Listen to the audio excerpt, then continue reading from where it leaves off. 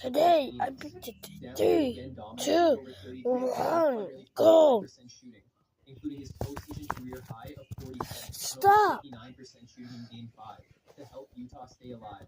But Game 6 would be his worst, as he put 205 taps in 15 seconds.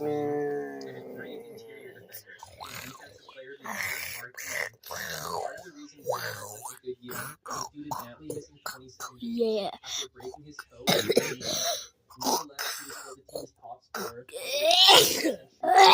His 26.6 points per game was good for 7 games. He would record 4 games with at least for the All-Star game. The Jazz would go 28-27 with Dantley in the lineup and 13-14 without him. To finish at 41-41 and begin the playoffs with a matchup versus Houston.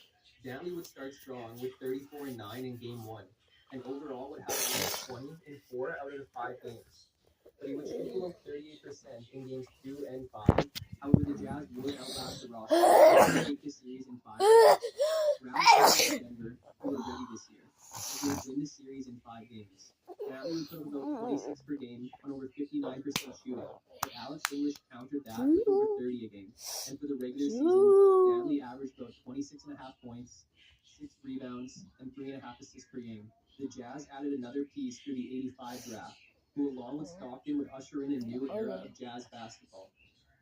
But not yet, as Dantley was still the team's star.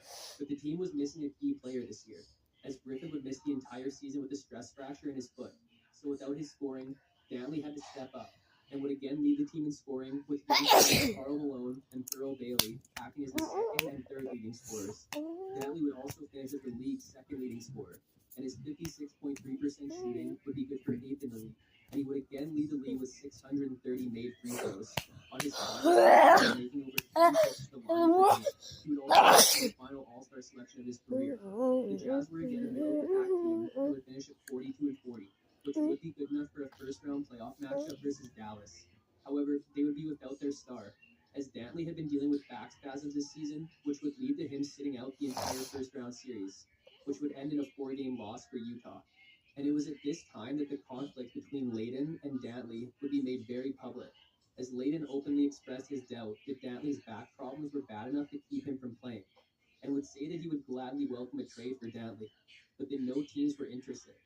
And it didn't help Dantley's trade value when Layden would say that aside from his good production, he was a moody player, and that Layden didn't have the time or patience to deal with his ups and downs, in addition to feeling like his agents and all agents were becoming too involved. But his regular season saw him average about 30